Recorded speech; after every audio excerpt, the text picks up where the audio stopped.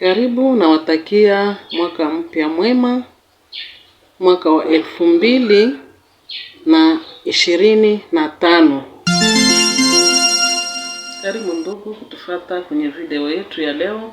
Tunaendelea na somo letu linalosema kurudi kwa Yesu Kristo na dalili zitakazoonekana mbele Kristo akuje. Sehemu ya leo ni sehemu ya pili inayoendelesha somo letu hilo ambalo tulilifuata hapo mbeleni. Basi utufuate hadi mwisho, upende video yetu, uigawe kwa watu wengine, na kama ni mara yako ya kwanza kutusikiliza, tutakusihi uweze kusubscribe kwenye channel yetu. Channel yetu ni ya mafundisho juu ya neno la Mungu. Na somo letu la leo tunasema ya kwamba ni sehemu ya pili juu ya kurudi kwa Yesu Kristo na dalili zitakazoonekana. Kurudi kwa Yesu Kristo. Sehemu hii ya pili tunaendelesha majibu ambayo Yesu Kristo alijibu kwa ulizo la wanafunzi wake walipomuuliza mambo gani yatakayoonekana mbele ya kuja kwake. Na hii tulipata kwenye kitabu cha Mathayo sura 24 shairi la 3. Wanafunzi wake walimuuliza basi awaambie wakati gani mambo haya ya kuja kwake yatakapoonekana. Yesu aliwaeleza mambo mengi, na sehemu ya kwanza tuliipata, na sasa leo tunaendelea na sehemu yetu ya pili. Na tutaipata katika kitabu cha Mathayo 24, tutaanzia shairi la 15 hadi shairi la 28. Nitakuwa na usomi. Basi hapo mtakapoliona chukizo la uharibifu lile lililonenwa na nabii Daniel limesimama katika patakatifu, asomaye afahamu. Ndipo walio katika Uyahudi na wakimbilie mlimani, naye aliye juu ya dari asishuke kuvichukua vitu vilivyo nyumbani mwake, wala aliye shambani asirudi nyuma kuichukua nguo yake. Ole wao wenye mimba na wanaonyonyesha siku hiyo. Ombeni ili kukimbia kwenu kusiwe wakati wa baridi wala siku ya Sabato, kwa kuwa wakati huo kutakuwapo ziki kubwa ambayo haijatokea namna yake tangu mwanzo wa ulimwengu hata sasa, wala haitakuwako kamwe. Na kama siku hizo zisingalifupizwa, asingeokoka mtu yeyote, lakini kwa ajili ya wateule zitafupizwa siku hizo. Wakati huu mtu akiwaambia tazama Kristo yuko hapa au yuko kule, msimsadiki, kwa maana watatokea makristo wa uongo na manabii wa uongo, nao watatoa ishara kubwa na maajabu, wapate kuwapoteza kama yamkini hata walio wateule. Tazama nimekwisha kuwaonyesha mbele. Basi wakiwaambia yuko jangwani, msitoke; yuko nyumbani, msisadiki. Kwa maana kama vile umeme utokavyo mashariki ukaonekana hata magharibi, vivyo hivyo kutakavyokuwa kuja kwake Mwana wa Adamu. Kwa kuwa popote ulipo mzoga ndipo watakapokusanyika tai. Ni neno la Bwana. Asante kufuata usomi wetu, na tunaendelea na somo letu juu ya kurudi kwa Yesu Kristo na dalili ambazo zitakazoonekana mbele Yesu aje kuchukua watu wake. Kipindi hiki cha pili ni cha mateso ambayo Yesu alisema yataonekana duniani mbele ya kurudi kwake. Yesu anasema sasa juu ya chukizo la uharibifu. Kabla ya mwisho wa kipindi cha mateso ya waamini, kutakuwa mateso mengi ya kuzidi, mateso makubwa sana ambayo Biblia hata ilisema katika kitabu cha Ufunuo ya kwamba itamaliza miaka 3.5. Na hii unaweza kuipata katika kitabu cha Ufunuo sura 12 shairi la 14 na Ufunuo sura 13 shairi la 5 na kuendelea. Bwana wetu Yesu Kristo katika kujali wanafunzi wake aliwaambia mafundisho na anawaonesha jinsi gani watakavyojua yale ambayo inaweza kuonesha kuja kwake. Anawaambia namna gani watakavyojua mwanzo na nini wanaweza kufanya. Basi Yesu anasema, mtakapoona chukizo la uharibifu lililosemwa na nabii Daniel limesimamishwa katika pahali patakatifu, yeye anayesoma afahamu. Nao walio katika Uyahudi wakimbilie mlimani, na yeye aliye kwenye dari ya nyumba asishuke tena kuja kuchukua vitu vyake. Hata yeye aliye shambani asitafute tena mahali ambako aliweka mavazi yake na kadhalika. Haya ndiyo Yesu anaelezea wanafunzi wake. Wakati mateso makubwa yatakapoanza, wakati chukizo la uharibifu litakalosimama pahali patakatifu, mjue ya kwamba ziki kubwa na mateso makubwa ya waamini basi yanaendelea. Wakati Yesu anasema chukizo ambalo litakalosimama pahali patakatifu, ni kwamba kuna sanamu ambayo itawekwa katika hekalu. Mnajua kwamba Mungu anataka tumwabudu yeye pekee yake. Lakini kuna wakati ambako watasimamisha sanamu katika hekalu na watapenda sasa watu waishangilie katika hekalu na kuonesha kwamba huyu ndiye ambaye anastahili kuabudiwa kama mfalme wa Wayahudi. Na Yesu aliwaambia ile itakapoonekana msikubali kumwabudu hii sanamu ambayo itawekwa, msikubali kuiabudu, sababu Mungu anataka tumwabudu yeye peke yake. Watu wasioamini Mungu wanataka watu wote waendee katika njia zao za kutokumjali Mungu. Lakini sisi ambao tumepata neema ya kujua Mungu kupitia kazi ya Yesu Kristo msalabani, tusikubali tena kurudi katika kuabudu sanamu. Hata kama wakati ile itafika katika mahekalu waweze kutia sanamu na kusema kwamba watu waweze kuiabudu, afadhali yeye anayesoma maandiko afahamu. Hii ndio iliacha Yesu anaelezea wapendwa wake wanafunzi wake jambo hilo. Bwana Yesu anataja hapa ukweli tu ambao utakaoonekana.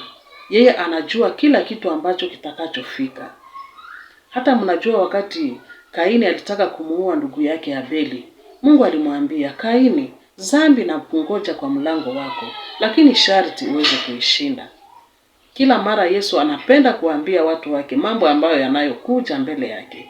Anajua jambo ambalo shetani anataka kuweka ndani ya mioyo ya watu, na anataka kuwaarifu watu mbele ya wakati ili wasiingie ndani ya machukizo. Hivi kitu ambacho Bwana Yesu anataka ni kwamba tuendelee kuzingatia katika imani ya kweli. Tusiingie katika mambo ya kuabudu sanamu. Tusiingie katika mambo ya kuona kwamba mfalme mwingine ndiye ambaye tunaweza kuabudu. Tuna Yesu ndiye mfalme wa kweli. Tuna Mungu ndiye Mungu wa kweli ambaye tunaweza kuabudu. Alafu wakati ule chukizo la uharibifu litakaposimama pahali patakatifu, watatia chapa juu ya watu. Huyu chapa ya mnyama, Biblia inasema ya kwamba hakuna yule ambaye anaweza kununua sokoni kama hauna ile chapa, hawezi kupata chakula. Alafu itakuwa mateso makubwa, njaa kubwa itaingia kwa waamini, na ndipo Yesu alisema watu wasikubali. Na kama imefika kwa nafasi fulani, mkimbilie kwa nafasi nyingine. Basi ukisoma Ufunuo sura 13, shairi la 13 hadi 18 utaelewa. Yesu alisema kama siku hizo za mateso haya zisingalifupizwa, hakuna hata mtu mmoja ambaye angeliokoka. Lakini kwa sababu Yesu anapenda wana wake, amefupisha haya mateso kwa ajili ya wachaguliwa. Na siku hizo zinafupishwa, na Katika Ufunuo ilisema itakuwa muda wa miaka 3.5, ambayo hata kama ni mateso ya miaka 3.5 ni muda mrefu sana. Yesu anaeleza na wanafunzi wake habari za kuja kwake. Na kama alizieleza na wanafunzi wake ni sababu alijua wengine wataamini nyuma ya wanafunzi wake. Wengine wataamini maneno ya wanafunzi, mahubiri ya wanafunzi. Wengine watayaamini, na wote wanaosoma maandiko sharti wafahamu. Mateso haya ya mpinga Kristo itazidi, na kile ambacho Yesu anatuomba ni kwamba yeye aliye shambani asirudi nyumbani au asirudi kutafuta nguo zake mahali alipoziweka. Yeye aliye katika juu ya dari asishuke hata kusema aingie nyumbani. Ni kusema watu watajificha kabisa. Jambo lingine ambalo Yesu anasema ni kwamba anasema tuombe, isikuwe wakati huu wa mateso iwe wakati wa baridi. Mnajua kama ukimbizi kabisa ni taabu sana. Alafu Yesu anasema wakati wa ukimbizi wa Wayuda, wakati wa baridi wanaweza kushindwa kukimbia, sababu baridi inakuwa zaidi sana kuliko huku kwetu kwa Afrika. Muombe sana ili wakati ya kukimbia kwenu isifanyike wakati wa baridi. Anasema pia wala isikuwe siku ya Sabato. Mnajua Wayahudi wanaheshimu sana Sabato. Alafu kuna metre fulani ambayo hawawezi kuvuka kwa siku ya Sabato. Hivi kama utakimbia kwa ajili ya kuogopa huyu mnyama mpinga Kristo ambaye anatesa waamini, ukitembea zaidi ya metre ile ambayo walikupatia, kama ni siku ya Sabato, unaweza ogopa kuvunja hiyo Sabato. Alafu Yesu alisema muombe sana isiwe siku ya Sabato. Hata kwa nafasi nyingine alisema hata ni ole kwa wenye mimba na wenye kunyonyesha. Itakuwa tabu na ziki kubwa kabisa. Basi tuombe sana ili hii mambo yasiweze kufika wakati wa baridi, wakati wa Sabato, wakati wa kunyonyesha au wakati wa mimba. Yesu anajua mambo yote. Na kama anatuarifu mbele ya wakati ni ili tufahamu dalili zile zitakapofika, yeye anayesoma aweze kufahamu. Wanafunzi Yesu aliwaambia ili waweze kuyavumilia wakijua ya kwamba siku hizi zinafupishwa. Na sisi sote ambao tumeamini Yesu Kristo kupitia mafundisho na mahubiri ya wanafunzi wa Yesu, tuelewe ya kwamba kuja kwa Yesu Kristo mbele akuje kutakuwa mambo mengi ya kutisha, na maovu yoyote yatakayofika tuweze kuvumilia na kusimama imara katika kumngojea Bwana wetu Yesu Kristo, sababu siku moja atakuja. Yeye hasemi uongo. Mnajua siku moja alisema ya kwamba wanadamu wamefanya dhambi na akasema atawaangamiza kwa gharika. Na kweli gharika lilikuja na watu waliangamia katika gharika, lakini wale ambao waliotembea katika kumwogopa Bwana waliokolewa katika safina. Basi mafundisho haya ya Bwana wetu Yesu Kristo hakika yanatupatia tena tumaini sisi ambao tumemwamini Yesu Kristo, na ni jambo pia la kufikiria ili litupatie tena kuamini zaidi Mungu na kusimama imara. Alijua kwamba wanafunzi hawatakuwa wakati mambo haya yote yatakapofika, lakini aliyasema akijua wale ambao watakaoamini nyuma ya wanafunzi ni wale ndio alikuwa anataja. Neno la Mungu ni kweli, na neno la Mungu halisemi uongo, na neno la Mungu ni kwa ajili ya mafaa yetu na kwa ajili ya wale ambao watakaoamini nyuma yetu. Kwa kila wakati neno la Mungu ni kweli. Ni wajibu wetu kulifahamu neno la Mungu. Tunalifahamu kwa kulisoma, tunalifahamu kwa kushiriki ibada pamoja na wengine, na tunapofahamu neno hili tujue kwamba ni kwa mafaa yetu na kwa siku ambazo zinazokuja, au kwa wakati muda huu utakapotimia, ili tuweze kufahamu. Katika upendo mkubwa ambao Yesu alikuwa nao kwa wanafunzi wake, aliwaeleza siri kubwa, lakini si kwamba alitaka kuwaogopesha. Kila mara watu wengi wanasema, mimi ninaogopa kusoma kitabu cha Mathayo sababu kinaniogopesha. Mimi ninaogopa kusoma kitabu cha Ufunuo sababu kinaniogopesha. Hapana. Yesu alifunua mambo haya yote ili tufahamu na tujue kujiweka namna gani, ili mambo haya yatakapokuja yasitupate kama watu ambao wasiofahamu. Katika upendo mkubwa wa Yesu Kristo kwa wanafunzi wake na kwetu sisi ambao tumemwamini, ametufunulia siri hii. Alafu tukamate msimamo wakati tunapoishi. Tuishi maisha ambayo yanampendeza Mungu na kuogopa kuabudu sanamu na kutembea katika upendo wa Mungu. Kama mateso haya yatakapofika, sisi waamini tujue ya kwamba Mungu ni kwa upande wetu. Kama mateso yanapofika, pia usijali vitu, usijali mali, usijali nyumba. Okoa kwanza uzima wako. Hii ndiyo Yesu aliyoambia wanafunzi. Wakati watakapokuambia Yesu yuko pale au nabii fulani ndiye anayetenda miujiza, kuna wa Yesu ambao wamejitokeza na kusema wao ndio sasa wanakuja kukomboa watu fulani au wa aina fulani.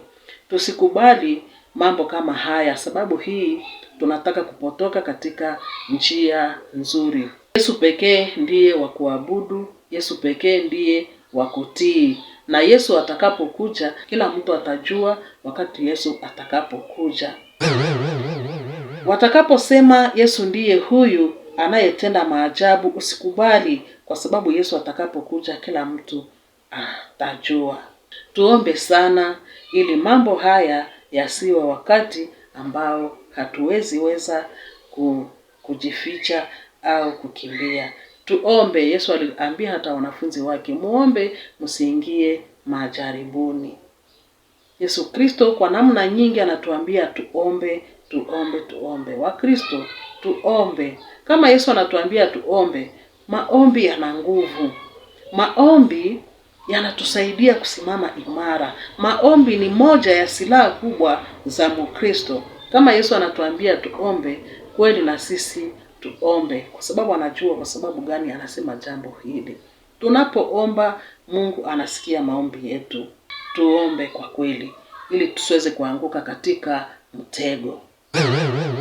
Somo letu linalotujulisha juu ya kurudi kwa Yesu Kristo, sehemu hii ya pili, tumeonyesha ya kwamba Yesu anaeleza juu ya chukizo la uharibifu litasimama pahali patakatifu.